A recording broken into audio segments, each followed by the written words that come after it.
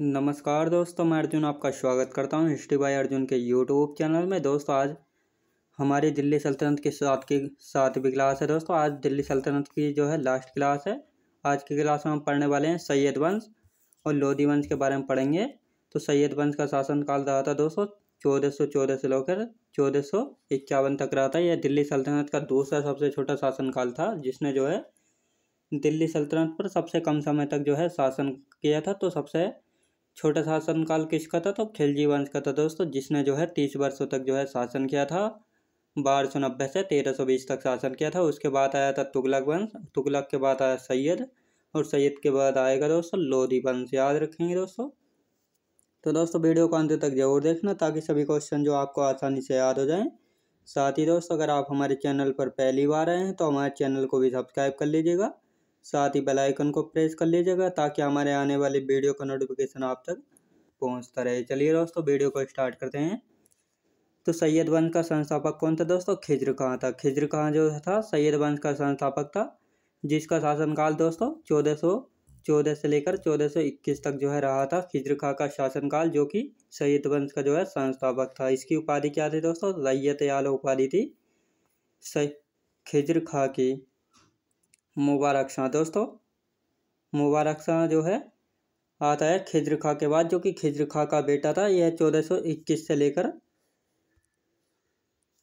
1434 तक रहता है मुबारक शाह, जो कि खिज्र खां का जो है पुत्र था। यह सबसे योग्यतम शासक था सैयद वंश का, जिसने जो है 1420 में जसरत के नेतृत्व में खोखरों के विरुद्ध को जो है दबाया था। जैनुल आबदीन ने इसकी मदद की थी। जैनुल आबदीन जो है कश्मीर का अकबर भी कहा जाता था।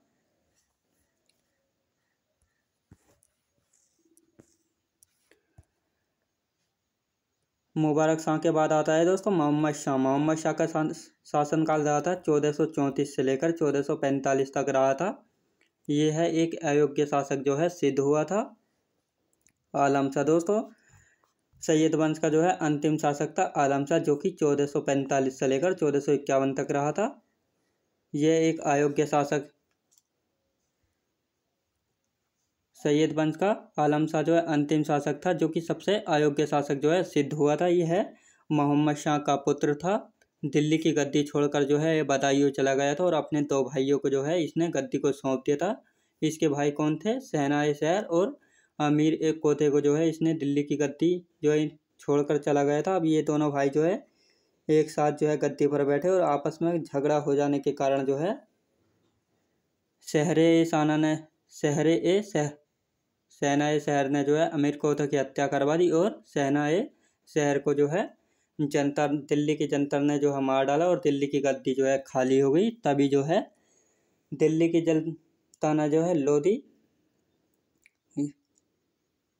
बहलोल लोधी को बुलाया था दिल्ली की गद्दी पर बैठने के लिए। तो दिल्ली की गद्दी पर बैठने के लिए जो है बहलोल लोधी आया, और 1451 में जो है लोधी वंश की जो है स्थापना की, जिसका शासनकाल जो है लोधी वंश का शासनकाल रहा था दोस्तों 1400।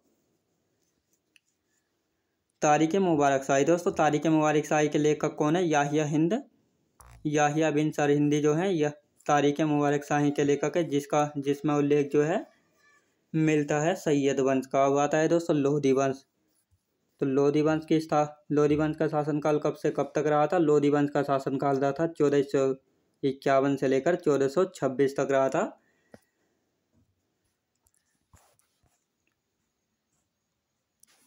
लोधी वंश के संस्थापक कौन थे? संस्थापक थे बहलोल लोधी, जिनका शासनकाल रहा था 1451 से लेकर 1489 तक रहा था। यानी सल्तनत काल के पहले सुल्तान थे, जिनका शासनकाल जो है सबसे लंबा रहा था, यानी 37 वर्षों का रहा था। दिल्ली सल्तनत में सबसे लंबा शासनकाल रहा था बहलोल लोधी का, यानी 37 वर्षों तक जो है बहलोल लोधी ने शासन किया था।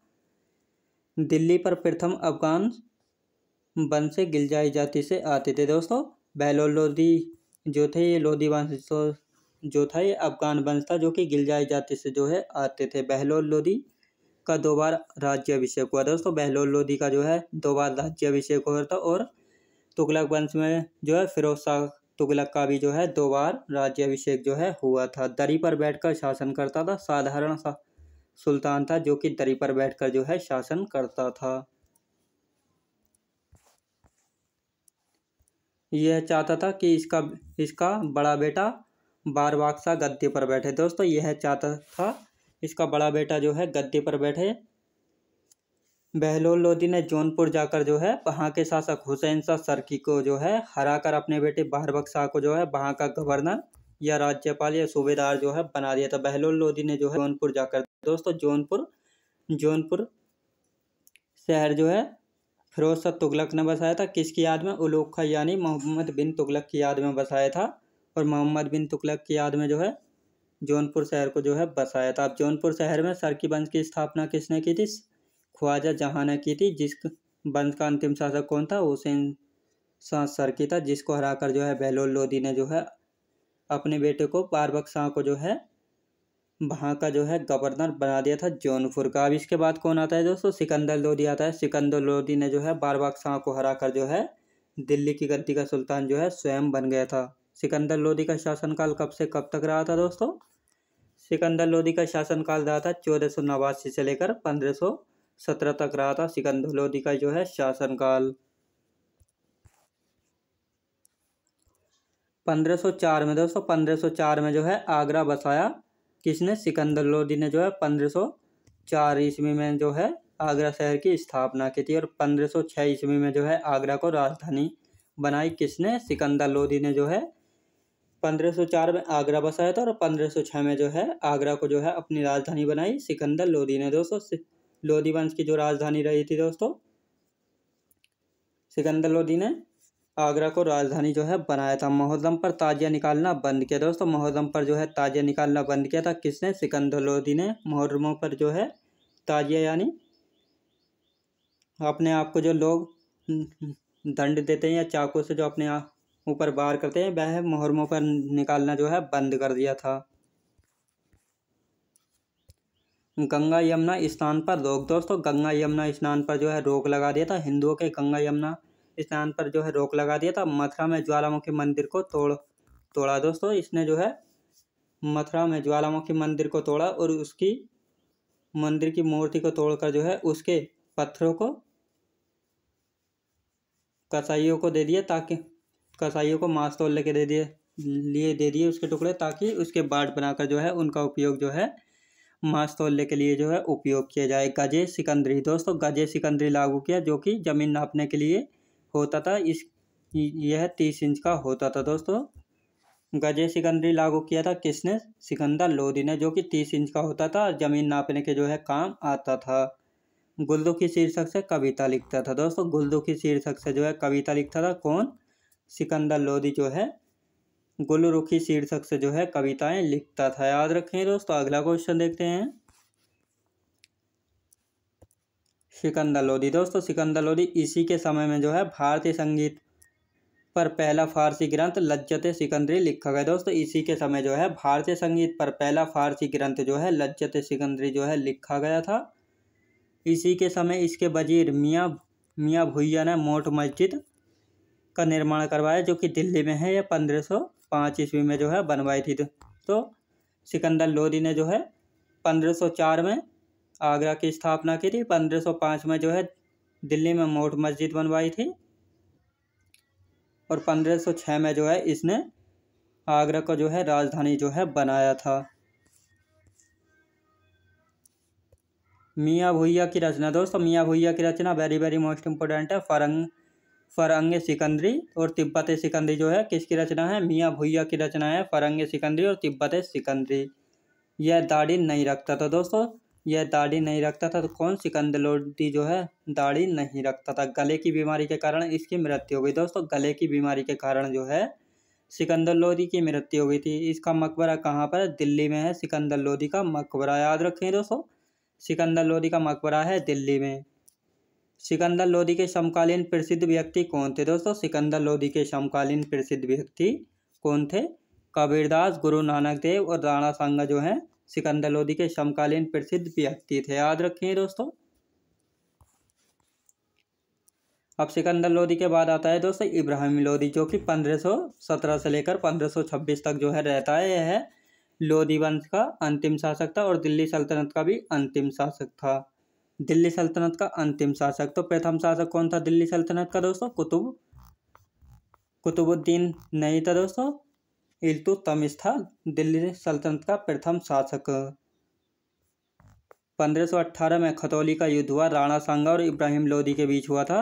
1518 में जो है खतौली का युद्ध हुआ था, राणा सांगा और इब्राहिम लोदी के बीच। इसका कोई निर्णय नहीं निकला था दोस्तों, इसका जो है कोई निर्णय नहीं निकला था।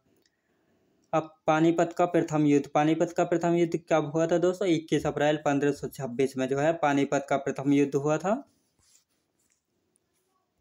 पानीपत का प्रथम युद्ध दोस्तों इब्राहिम लोदी और बाबर के बीच हुआ था दोस्तों। पानीपत का जो है प्रथम युद्ध जो है इब्राहिम लोदी और बाबर के बीच हुआ था। पानीपत का जो है प्रथम युद्ध। इब्राहिम लोदी दौलत खां लोदी ने जो है आमंत्रित किया था और इस युद्ध में जो है बाबर विजयी हुआ था। इसी युद्ध से जो है दोस्तों पानीपत के प्रथम युद्ध से ही जो है दिल्ली सल्तनत का अंत हुआ और भारत में जो है मुगल साम्राज्य की स्थापना हुई दोस्तों। इसी युद्ध से जो है दिल्ली का अंत हुआ और लोधी वंश का भी अंत हुआ और भारत में जो है एक नए साम्राज्य की स्थापना हुई, मुगल साम्राज्य की स्थापना, जिसके संस्थापक कौन था? बाबर था। युद्ध में मारा जाने वाला पहला शासक कौन था? इब्राहिम लोदी था युद्ध में मारा जाने वाला पहला शासक दोस्तों। इब्राहिम लोदी जो था युद्ध में मारे जाने वाला पहला शासक था दोस्तों। आज हमारी दिल्ली सल्तनत जो है कंप्लीट हो चुकी है। अब हम कल से जो है मुगल वंश के बारे में पढ़ेंगे। तो दोस्तों मैं उम्मीद करता हूँ आपको सभी क्लासेस आपने अच्छे से पढ़े होंगे, सभी आपको आसानी से जो है याद हो गई होंगी। तो दोस्तों मैं उम्मीद करता हूँ आपको वीडियो क्वालिटी, कंटेंट वगैरह सभी कुछ आपको पसंद आया होगा। पसंद आया तो लाइक शेयर और सब्सक्राइब करना बिल्कुल भी ना भूलें। साथ ही दोस्तों अगर आप हमारे चैनल पर पहली बार आए हैं तो हमारे चैनल को भी सब्सक्राइब कर लीजिएगा, साथ ही बेल आइकन को प्रेस कर लीजिएगा ताकि हमारे आने वाले वीडियो का नोटिफिकेशन जो है आप तक पहुंचता रहे। चलिए दोस्तों मिलते हैं नेक्स्ट वीडियोज़ में।